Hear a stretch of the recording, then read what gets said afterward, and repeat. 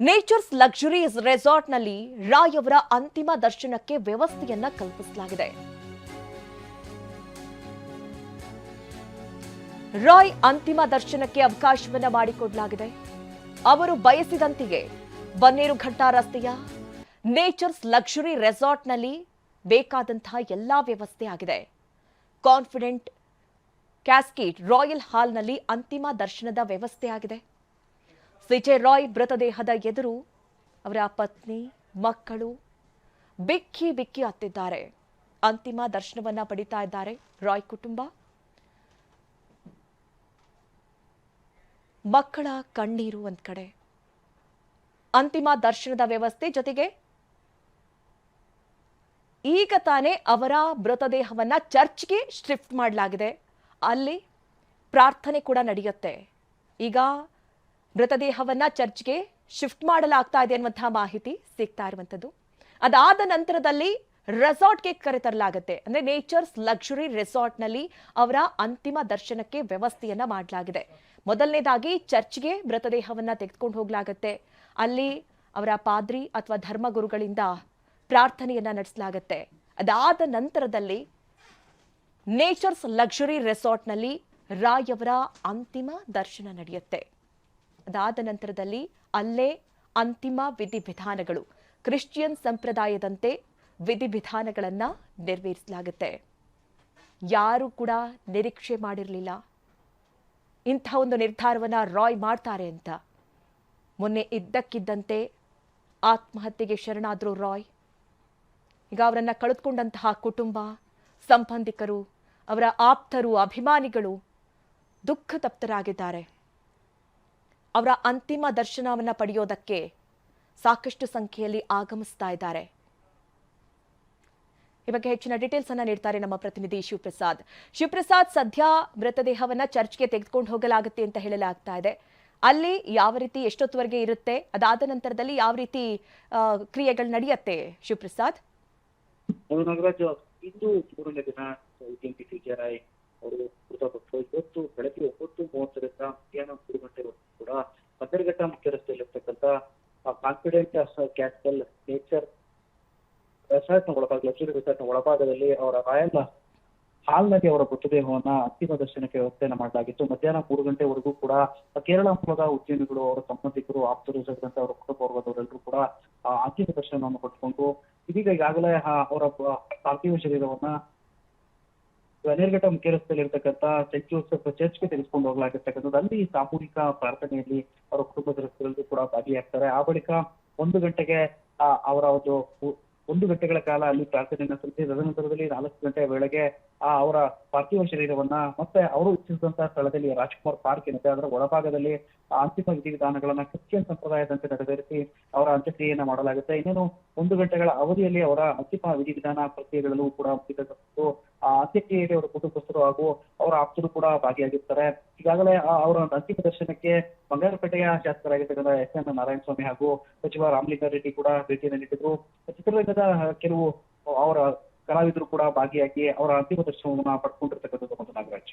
Okay, ಈಗ ಚರ್ಚ್ನಲ್ಲಿ 1 ಗಂಟೆ ಪ್ರಾರ್ಥನೆ ನಂತರದಲ್ಲಿ ಎಷ್ಟು ಗಂಟೆಗಳ ಕಾಲ ಅಂತಿಮ ದರ್ಶನಕ್ಕೆ ವ್ಯವಸ್ಥೆಯನ್ನ ಮಾಡಲಾಗಿದೆ? ಯಾಕೆಂದ್ರೆ ಇವರಿಗೆ ಸಾಕಷ್ಟು ಸಂಖ್ಯೆಯಲ್ಲಿ ಚಿತ್ರರಂಗದ ಗಣ್ಯರು ಕೂಡ ಪರಿಚಯ ಇದ್ರು, ಸಾಕಷ್ಟು ಉದ್ಯಮಿಗಳು ಕೂಡ ಬರೋದು ಬಾಕಿ ಇದೆ ಅನ್ನುವಂತಹ ಮಾತುಗಳು ಕೇಳಿ ಬರ್ತಾ ಇತ್ತು. ಎಷ್ಟು ಗಂಟೆಯ ಒಳಗೆ ಅವಕಾಶವನ್ನ ಕಲ್ಪಿಸಿಕೊಡ್ಲಾಗತ್ತೆ ಶಿವಪ್ರಸಾದ್? ಅದನ್ನಾಗ ಈಗಾಗಲೇ ಬೆಳಗ್ಗೆ 9:30ರಿಂದ ಮಧ್ಯಾಹ್ನ 3 ಗಂಟೆವರೆಗೂ ಕೂಡ ಅವರ ಅಂತಿಮ ದರ್ಶನಕ್ಕೆ ವ್ಯವಸ್ಥೆಯನ್ನ ಮಾಡಿಕೊಡಲಾಗಿತ್ತು. ಈ ಹಿನ್ನೆಲೆ ದೂರದಿಂದ ದೇಶ ವಿದೇಶಗಳಿಂದ ಕೂಡ ಅವರ ಸಂಬಂಧಿಕರೆಲ್ಲರೂ ಕೂಡ ಅಂತಿಮ ದರ್ಶನಕ್ಕೆ ಆಗಮಿಸಿದ್ದು ಅವರ ಅಂತಿಮ ದರ್ಶನವನ್ನು ಪಡೆದುಕೊಂಡ್ರು. ಈಗಾಗಲೇ ಇನ್ನೊಂದು 1 ಗಂಟೆಗಳ ಅವಧಿಯಲ್ಲಿ ಅವರ ಅಂತ್ಯಕ್ರಿಯೆಗೆ ಎಲ್ಲ ಸಿದ್ಧತೆಗಳು ಕೂಡ ಮಾಡ್ಕೊಂಡಿದ್ದಾರೆ. ಆ ಕಾನ್ಫಿಡೆಂಟ್ ಕ್ಯಾಸ್ಟಲ್ ನ ಒಳಭಾಗದಲ್ಲಿರ್ತಕ್ಕಂಥ ರಾಜ್ಕುಮಾರ್ ಪಾರ್ಕ್ ಏನಿದೆ ಅದು ಅವರ ನೆಚ್ಚಿನ ತಾಣವಾಗಿತ್ತು. ಹಿಂದೆ ಕೂಡ ಅವರು ಬದುಕಿದಾಗಲೂ ಕೂಡ ಅವರು ಮೃತಪಟ್ಟಂತ ಬಳಿಕ ಅವರ ಮೃತದೇಹವನ್ನ ಇದೇ ಸಮಾಧಿಯನ್ನ ಮಾಡಬೇಕು ಅಂತ ಹೇಳಿ ಅವರ ಆಪ್ತ ವಲಯದಲ್ಲಿ ಮಾಹಿತಿಯನ್ನು ಕೂಡ ಹಂಚಿಕೊಂಡಿದ್ರು. ಈ ನಿಟ್ಟಿನಲ್ಲಿ ಅವರ ಇಚ್ಛೆಯಂತೆ ರಾಜ್ಕುಮಾರ್ ಪಾರ್ಕ್ ನಲ್ಲಿ ಅವರ ಅಂತ್ಯಕ್ರಿಯೆಯನ್ನ ಮಾಡೋದಕ್ಕೆ ವ್ಯವಸ್ಥೆಗಳನ್ನ ಮಾಡ್ಕೊಂಡಿದ್ದಾರೆ. ಇದು ಬೆಳಗ್ಗೆ 9:30ರಿಂದ ಮಧ್ಯಾಹ್ನ 3 ಗಂಟೆವರೆಗೂ ಕೂಡ ರಾಯಲ್ ಹಾಲ್ ನಲ್ಲಿ ರಾಜ್ಕುಮಾರ್ ಪಾರ್ಕ್ ನ ಪಕ್ಕದಲ್ಲೇ ಇರತಕ್ಕಂಥ ಕಾನ್ಫಿಡೆಂಟ್ ಕ್ಯಾಸ್ಟಲ್ ನ ನೇಚರ್ ಲಕ್ಸುರಿ ರೆಸಾರ್ಟ್ ನ ಒಳಭಾಗದಲ್ಲಿ ಇರ್ತಕ್ಕಂಥ ರಾಯಲ್ ಹಾಲ್ ನಲ್ಲಿ ಅಂತಿಮ ದರ್ಶನಕ್ಕೆ ವ್ಯವಸ್ಥೆಯನ್ನ ಮಾಡಿಕೊಡಲಾಗಿತ್ತು. ಅವರ ಕುಟುಂಬಸ್ಥರು, ಆಪ್ತರು, ಸ್ನೇಹಿತರು ಸೇರಿದಂತೆ ಕೇರಳ ಮೂಲದಿಂದ ಅಪಾರ ಪ್ರಮಾಣದಲ್ಲಿ ಅವರ ಅಭಿಮಾನಿಗಳು ಕೂಡ ಆಗಮಿಸಿದ್ರು. ಅವರೆಲ್ಲರೂ ಕೂಡ ಆಗಮಿಸಿ ಅವರ ಅಂತಿಮ ದರ್ಶನವನ್ನ ಈಗಾಗಲೇ ಪಡ್ಕೊಂಡಿದ್ದಾರೆ. ಈಗ ಕೊನೆಯ ಹಂತದಲ್ಲಿ ಅವರ ಅಂತ್ಯಕ್ರಿಯೆಯನ್ನು ನೆರವೇರಿಸೋದಕ್ಕೆ ಬನ್ನೇರುಘಟ್ಟ ಮುಖ್ಯ ರಸ್ತೆಯಲ್ಲಿ ಇರತಕ್ಕಂಥ ಕಲ್ಕೆರೆ ಬಳಿಯ ಸೆಂಟ್ ಜೋಸೆಫ್ ಚರ್ಚ್ಗೆ ಅವರ ಪಾರ್ಥಿವ ಶರೀರವನ್ನು ಕೊಂಡೊಯ್ಯಲಾಗಿದೆ. ಅಲ್ಲಿ 1 ಗಂಟೆಗಳ ಕಾಲ ಅವರ ಪಾರ್ಥಿವ ಶರೀರವನ್ನು ಎತ್ತಿ ಸಾಮೂಹಿಕವಾಗಿ ಪ್ರಾರ್ಥನೆಯನ್ನು ನಡೆಸಲಾಗುತ್ತೆ. ಆ ಬಳಿಕ ಕ್ರಿಶ್ಚಿಯನ್ ಧರ್ಮದ ಸಂಪ್ರದಾಯದಂತೆ ಅವರ ಅಂತಿಮ ವಿಧಿವಿಧಾನಗಳನ್ನು ಕೂಡ ಪೂರೈಸ್ತಾರೆ ಅವರ ಕುಟುಂಬಸ್ಥರು. ಆ ಬಳಿಕ ಅವರ ಅಂತ್ಯಕ್ರಿಯೆಯನ್ನ 4 ಗಂಟೆ ವೇಳೆಗೆ ರಾಜ್ಕುಮಾರ್ ಪಾರ್ಕ್ ನ ಒಳಭಾಗದಲ್ಲಿರ್ತಕ್ಕಂಥ ಅವರು ಇಚ್ಛಿಸಿದಂತ ಸ್ಥಳದಲ್ಲಿಯೇ ಅಂತಿಮ ವಿಧಿವಿಧಾನಗಳನ್ನು ನೆರವೇರಿಸಿ ಅಂತ್ಯಕ್ರಿಯೆಯನ್ನು ಕೂಡ 1 ಗಂಟೆಗಳ ಅವಧಿಯಲ್ಲೇ ಮುಗಿಸ್ತಾರೆ ಮತ್ತು ನಾಗರಾಜ್. ಓಕೆ ಶಿವಪ್ರಸಾದ್, ಇನ್ನು ಎಕ್ಸಾಕ್ಟ್ಲಿ ಎಷ್ಟು ಗಂಟೆಗೆ ಅಂತಿಮ ವಿಧಿವಿಧಾನಗಳು ನೆರವೇರುತ್ತೆ, ಈ ಬಗ್ಗೆ ಏನಾದರೂ ಡೀಟೇಲ್ಸ್ ಸಿಕ್ಕಿದೆಯಾ? ಹೌದು ನಾಗರಾಜ್, ಇನ್ನೇನು 1 ಗಂಟೆಗಳ ಅವಧಿಯಲ್ಲಿ ಅವರ ಅಂತಿಮ ಕ್ರಿಯೆಗೆ ವ್ಯವಸ್ಥೆಗಳನ್ನು ಕೂಡ ಮಾಡ್ಕೊಂಡಿರ್ತಕ್ಕಂಥದ್ದು. ಈಗ ಅವರ ಒಂದು ಸಂಪ್ರದಾಯದ ಭಾಗವಾಗಿ ಸ್ಥಳೀಯದಲ್ಲೇ ಮತೇರ್ಘಟ್ಟ ಮುಖ್ಯ ರಸ್ತೆಯಲ್ಲಿ ಇರ್ತಕ್ಕಂಥ ಚರ್ಚ್ಗೆ ಒಳಭಾಗದಲ್ಲಿ ಅವರ ಮೃತದೇಹವನ್ನ ಕೊಂಡೊಯ್ಯಲಾಗಿರ್ತಕ್ಕಂಥದ್ದು. 1 ಗಂಟೆಗಳ ಕಾಲ ಮೃತದೇಹವನ್ನ ಚರ್ಚ್ನಲ್ಲಿ ಎತ್ತಿ ಪ್ರಾರ್ಥನೆಯನ್ನು ಸಲ್ಲಿಸ್ತಾರೆ. ಅಂತಿಮ ವಿಧಿವಿಧಾನಗಳಿಗೆ ಸಂಬಂಧಪಟ್ಟಂತೆ ಎಲ್ಲ ಸಿದ್ಧತೆಗಳನ್ನು ಕೂಡ ಮಾಡ್ಕೊಂಡಿರ್ತಕ್ಕಂಥದ್ದು. 1.5 ಕಿಲೋಮೀಟರ್ಗಳ ಅಂತರದಲ್ಲಿ ಇರ್ತಕ್ಕಂಥದ್ದು ರಾಜ್ಕುಮಾರ್ ಪಾರ್ಕ್ ಏನಿದೆ, ಇದು ನೇಚರ್ ಲಕ್ಸುರಿಯ ಒಳಭಾಗದಲ್ಲಿ ಇರ್ತಕ್ಕಂಥ ಈ ಒಂದು ಕಾನ್ಫಿಡೆಂಟ್ ಕ್ಯಾಸ್ಟಲ್ ನ ಒಳಭಾಗದಲ್ಲಿ ರಾಜ್ಕುಮಾರ್ ಪಾರ್ಕ್ ಇರ್ತಕ್ಕಂಥದ್ದು. ಅಲ್ಲಿಂದ 1.5 ಕಿಲೋಮೀಟರ್ಗಳ ಅಂತರದಲ್ಲಿ ಚರ್ಚ್ ಇದೆ. ಈಗ ಮಾರ್ಗ ಮಧ್ಯದಲ್ಲಿ ಚರ್ಚ್ಗೆ ಕೊಂಡೊಯ್ಯಲಾಗಿರ್ತಕ್ಕಂಥದ್ದು. ಆ ಚರ್ಚ್ ನಲ್ಲಿ 1 ಗಂಟೆಗಳ ಕಾಲ ಅವರ ಪಾರ್ಥಿವ ಶರೀರವನ್ನ ಇರಿಸಲಾಗುತ್ತೆ. ಅಲ್ಲಿ ಸಾಮೂಹಿಕ ಪ್ರಾರ್ಥನೆಯಲ್ಲಿ ಅವರ ಕುಟುಂಬಸ್ಥರು, ಸ್ನೇಹಿತರು ಕೂಡ ಭಾಗಿಯಾಗ್ತಾರೆ. 1 ಗಂಟೆಗಳ ಕಾಲ ಚರ್ಚ್ ನಲ್ಲಿ ಪ್ರಾರ್ಥನೆಯನ್ನ ಮುಗಿಸಿದಂತ ಬಳಿಕ ಮತ್ತೆ ಅವರ ಮೃತದೇಹವನ್ನ ರಾಜ್ಕುಮಾರ್ ಪಾರ್ಕ್ ಒಳಭಾಗಕ್ಕೆ ತೆಗೆದುಕೊಂಡು ಬರಲಾಗುತ್ತೆ.